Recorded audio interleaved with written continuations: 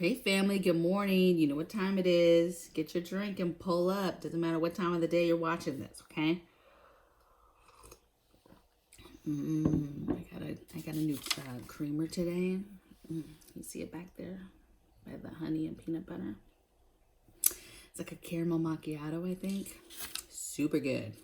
So today, I'm going to be bringing you guys some more stuff that has to do with grid down, because to me, grid down is really the number one thing that every family needs to prepare for. No matter where you live, doesn't matter your stature in life, preparing for no power and however you got to that point is basically my bread and butter. That's what I feel like everybody should be preparing for.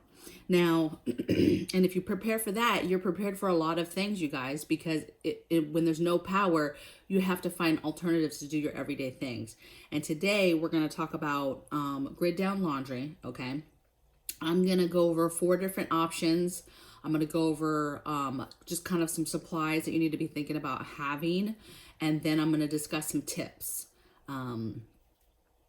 Some tips, I'm going to call them, on what to do. Okay, so to me, in my opinion, you guys, again, I'm not an expert. I just tell you things that are in my head and that I believe, and things that I use for a fact for my family and what I think about those things, okay? Now let's just get this off the top. Off the top, this, if you're a new prepper, this is not an area that I would start with, because to me, it's not critical, it's not essential. Okay, it is important. It has its area of importance, and I'm going to tell you where. Okay, but food, water, even your getting your alternate cook source, your emergency toilet together. Those things to me you're going to do before you do this area. Okay, so let's talk about a few things, you guys. Excuse me, my nose is a little runny this morning. I'm fine, you guys. I just woke up. Okay, so to me, in my opinion, there's 4 ways that you can do this. So you have no power.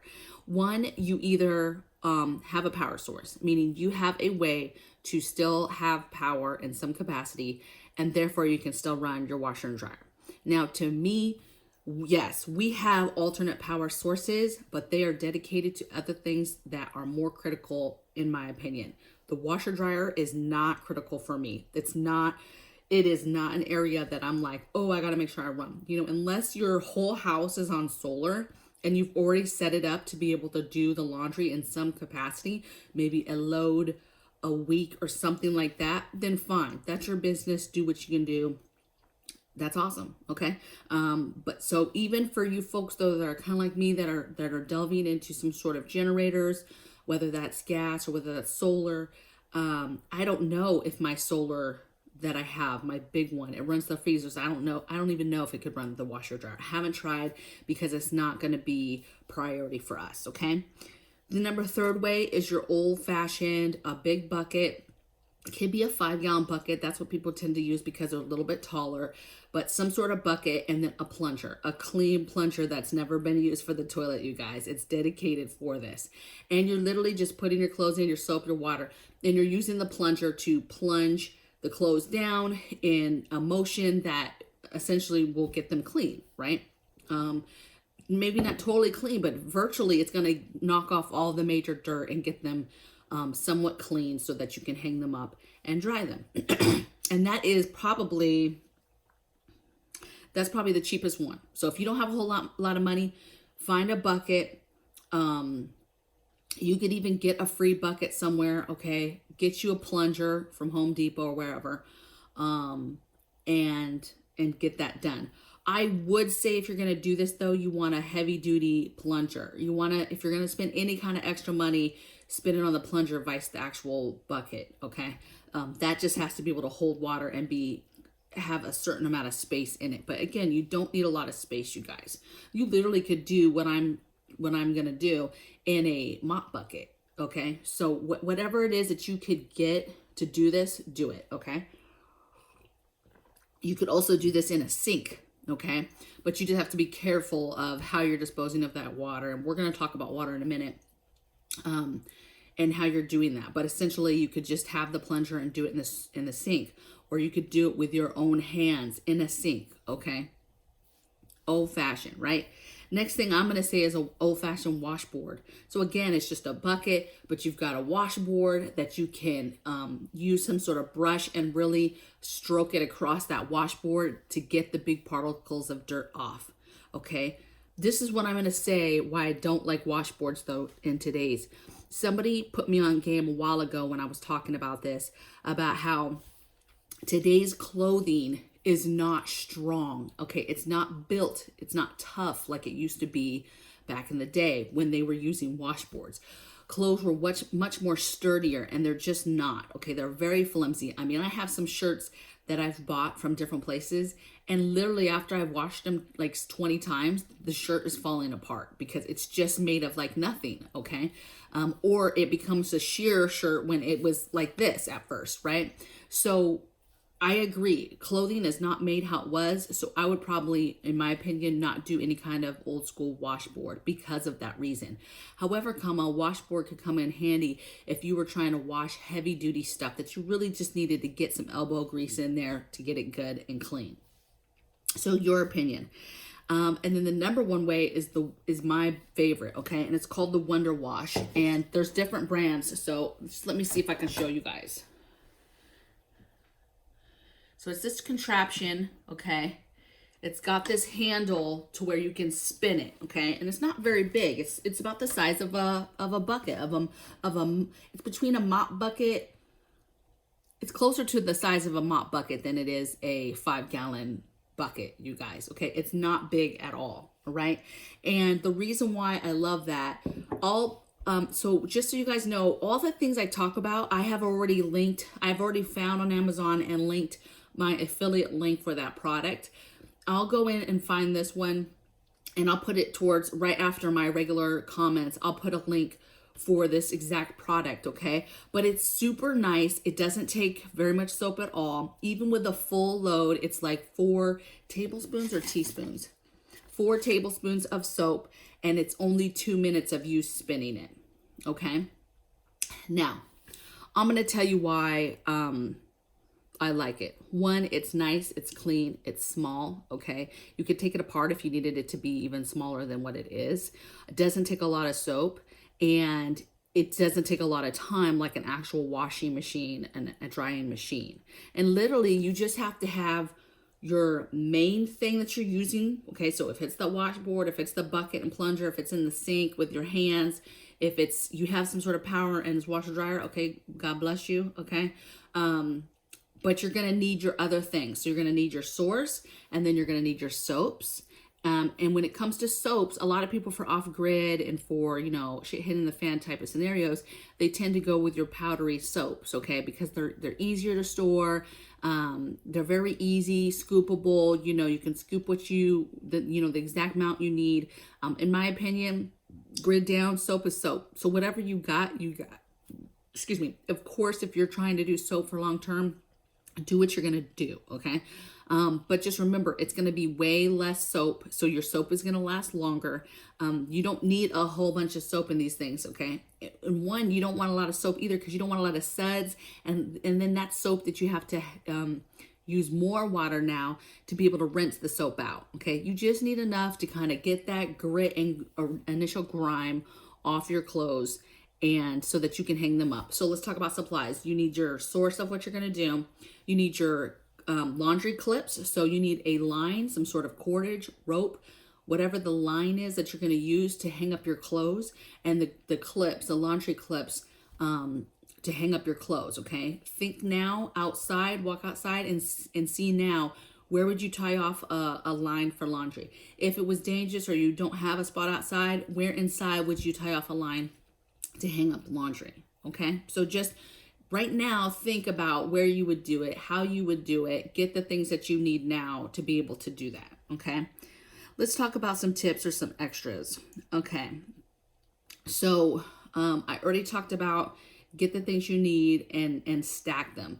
Those clips, right, you can get from Dollar Tree, the old-fashioned wooden ones, okay? Those are pretty good, but again, they are cheaper and they tend to not last as long, okay? So just keep that in mind when you're buying supplies, that you're buying good stuff that's gonna last a while, or you buy a ton of those clips, that's fine, okay? Less is more with the soap, so I'm not gonna say I already hit on that a little bit. Ensure your family knows the plan. So this is why I say this. One, I try to keep up on the laundry so that I'm not caught with my pants down with, 3 loads of dirty laundry when the grid goes down in the first place, right? I try to do the laundry the minute I have a load so that I'm not caught with a bunch of dirty clothes, okay? 2, make sure that you have your essential stuff, your must-haves, and you have plenty of them in your home in case you're not able to do laundry, okay? Underwear. You need to have plenty of underwear in your home so that essentially if you had to change that every day for 30 days, you have enough. Now, I'm not talking about those expensive panties, ladies, that are, $20 a pop, and I'm talking buy 30, okay? But make sure you have underwear. If that's the case and you buy these fancy underwear, then buy either one of those one by one, or go get some sturdy underwear, keep them in the package and put them away for a rainy day, okay? Because to me, you need socks and you need underwear. And if you don't have the extras in your home, that means you're going to be doing some sort of laundry. You're going to have to because you're going to run out. But if you already have the backups, then it's not such a burden that you can't have to jump up and do laundry right away, or you have to do laundry after a couple days. Second, for example, my family knows I'm not washing shit except underwear and socks and maybe some sort of under t-shirts. We're not washing anything else. You're re-wearing your pants, your jeans, your shirts, your jackets, your sweatshirts. We're not, unless you have like a t-shirt like this and we're outside like heavily sweating, heavily working, okay, then that will get washed. But outside of that, you guys, we are not, this ain't like how it is now. I mean, think about your family and that stinking laundry and how they'll wear something for 2 seconds and then it goes in there. Think about our society where we literally wear something one time and we wash it, knowing damn well there ain't nothing wrong with those pants you just took off. You did not sweat all day. They're just fine. Totally could be worn again. And so my family kind of knows the emergency time that when something happens, we will be re-wearing clothes. We won't just be wearing something real quick and throwing it in the laundry and expecting it to be done. And that we're only going to separate the essential stuff, and that's the stuff that your girl here will be keeping up on, okay? So underwears, bras for me, obviously, maybe undershirts or any kind of shirts that are like super sweaty. And then socks, okay? But since you know that now, stock up on that stuff now so that you have plenty, so you're not having to freak out 2 days later because you're out of underwear, okay?